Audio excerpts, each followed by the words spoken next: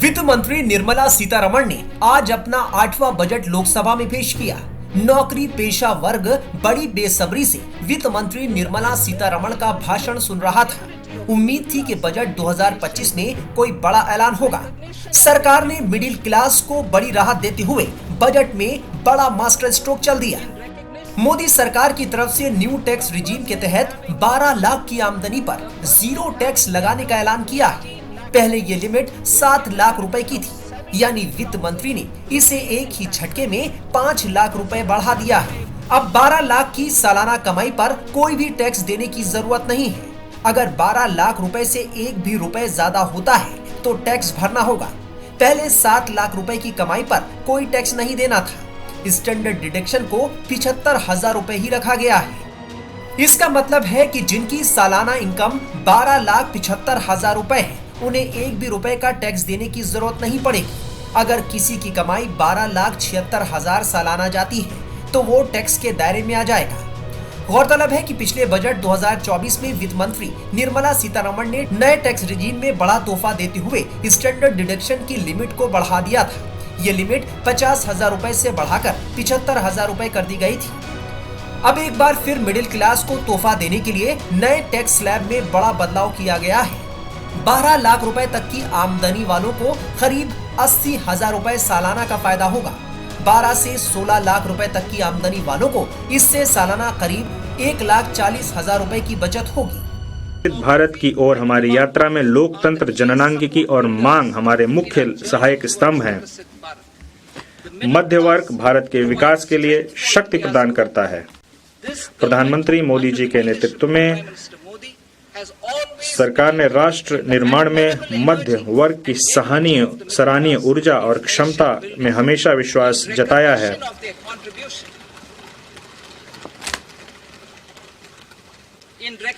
उनके योगदान को देखते हुए हमने उनके कर के बोझ को समय समय पर कम किया है। 2014 के बाद तुरंत शून्य कर स्लैब को बढ़ाकर 2.5 लाख कर दिया गया था, जिसे 2019 में बढ़ाकर 5 लाख कर दिया गया। 2023 में 7 लाख कर दिया गया। यह मध्य वर्ग की करदाताओं पर हमारी सरकार के विश्वास को दर्शाता है। मुझे अब यह घोषणा करते हुए प्रसन्नता हो रही है कि नई कर व्यवस्था के अंतर्गत 12 लाख तक की आय अर्थात विशिष्ट दर आय जैसे पूंजीगत लाभ को छोड़कर 1 लाख प्रतिमाह की औसत आय पर कोई आयकर देय नहीं होगा। नए टैक्स रिजीम में मिलने वाली छूट को इन ग्राफिक्स के जरिए समझते हैं। अगर आपको अगर दिमाग में कंफ्यूजन हो रहा होगा तो इस बात का हो रहा होगा कि अगर 12 लाख तक की 12 लाख तक की आमदनी पर सालाना कोई टैक्स नहीं लगना है तो 4 लाख से 8 लाख वाला फिर टैक्स स्लैब क्यों बताया जा रहा है कि होगा? फिर ये क्यों बताया जा रहा है कि 8 से 10 लाख वाले में क्या लगेगा? अब जरा इसको समझते हैं। अब देखिए, इसमें 4 से 8 लाख तक की इनकम पर 5%। ये नए टैक्स रिजीम की बात कर रहा हूं मैं। ओल्ड टैक्स रिजीम में जैसा जो था वैसा ही रहेगा, लेकिन अब बताया जा रहा है कि फायदे लोगों को नई टैक्स रिजीम में ही दिखाई देंगे, इसलिए सारे के सारे लोग न्यू टैक्स रिजीम की तरफ ही आएंगे। अब इसमें जो दिखाई दे रहा है, अब इसमें पहली महत्वपूर्ण बात जो अभी स्पष्ट की है जो टैक्स के एक्सपर्ट हैं उन्होंने, कि इसमें अगर आप केवल 12 लाख रुपए ही सालाना कमाते हैं, उससे ऊपर नहीं कमाते हैं, केवल 12 लाख रुपए कमाते हैं, तो आपका टैक्स तो बनेगा, लेकिन वो आखिरकार वो जीरो हो जाएगा, मतलब आपको कोई टैक्स नहीं देना पड़ेगा। लेकिन जैसे ही 12 लाख से आप ऊपर बढ़ते हैं तो ये दोनों स्लैब भी आपके ऊपर लागू हो जाएंगे, मतलब 4 से 8 वाला भी लागू हो जाएगा, 8 से 12 वाला भी लागू हो जाएगा। तो उस सूरत में 4 से 8 लाख तक की इनकम पर 5% देना पड़ेगा, 8 से 12 लाख तक की इनकम पर 10% टैक्स लगेगा, और इसके आगे अगर आप चले जाएंगे तो 12 से 16 लाख तक की इनकम पर 15, 16 से 20 लाख तक की इनकम पर 20, 20 से 24 लाख तक की इनकम पर 25 और 24 लाख से अधिक 30%। इधर वाले में अगर आप जाएंगे तो वो लोग जो पहले जो हायर ब्रैकेट की तरफ आते हैं उनको भी फायदा ये है कि पहले के मुकाबले ये स्लैब बदल गए। मतलब ये कि अगर उनको 15 से 20 लाख रुपए तक की सालाना आमदनी पर पहले 30% टैक्स देना पड़ता था, तो अब वो स्लैब बदल गए हैं। इसको और बेहतर गर्ग साहब समझा रहे हैं। मैं अभी तक जो बता रहा हूं ठीक बता रहा हूं ना गर्ग साहब? दिनेश जी, आप पहले समझिए जो अभी रिजीम चल रही है उसमें क्या है। उसमें यह है कि 3 लाख तक कोई टैक्स नहीं, 3 से 7 लाख तक 5%, 7 से 10 लाख तक 10%, फिर 15%, 12 लाख तक, फिर 20% 15 लाख तक, उसके बाद 30%। 30%। तो इस बार दो चेंज हुए, एक तो 25% का स्लैब नया आ गया।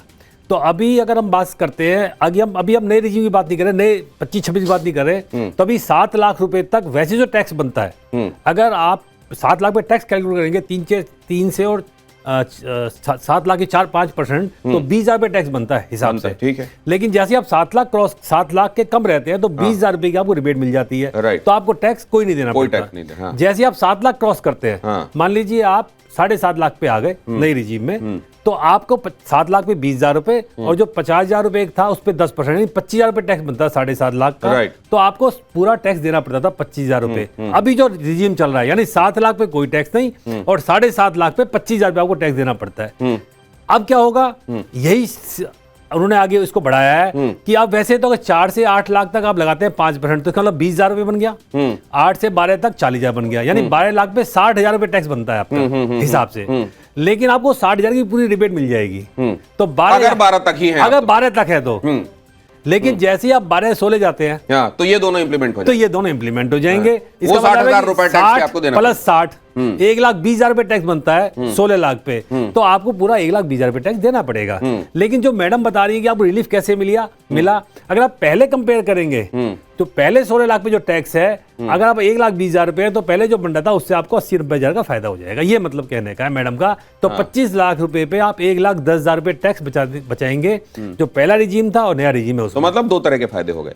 अगर आप 12 लाख के अंदर अंदर कमा रहे हैं तो आपको टैक्स बिल्कुल नहीं देना है, लेकिन अगर आप 12 लाख रुपए से अधिक भी कमा रहे हैं तब भी आपको 1,10,000 पहले के मुकाबले कम 1,10,000 का फायदा तो आपको हो ही गया ना। 1,10,000 रुपए का फायदा हो गया। अगर आप 25 लाख क्रॉस कर रहे हैं तो, अगर 25 क्रॉस कर रहे हैं, ये टैक्स स्लैब में बदलाव की वजह से, ये बदलाव की वजह से, हायर ब्रैकेट्स में टैक्स स्लैब में बदलाव की वजह से एक तो ये हुआ, और दूसरा जो फायदा हुआ वो ये हुआ कि पहले 7 लाख तक की इनकम पर आपको कोई टैक्स नहीं देना था, अब वो बढ़ के हो गया है 12 लाख रुपए। 12 लाख तक। मतलब अगर पहले आप 7 लाख रुपए सालाना कमाते थे, उससे ऊपर नहीं, ये भी ध्यान रखिएगा, 7 लाख ही सिर्फ कमाते थे तो आपका टैक्स 0 हो जाता था। अब अगर आप 12 लाख तक सालाना कमाते हैं तो आपका टैक्स 0 हो जाएगा, लेकिन जैसे ही 12 को आप क्रॉस करेंगे तो ये वाले आपके जो स्लैब हैं वो भी लागू हो जाएंगे। मतलब 60,000 रुपए तो वो वाले आ गए, और फिर अगर आप इसमें 12 से 16 वाला कैलकुलेट करते हैं तो 60 वो हो गए, तो 1,20,000 ये हो गए। अगर आप 13 लाख रुपए कमाते हैं तो आप जो नया स्लैब है उसमें आपको 75,000 रुपए टैक्स बनता है।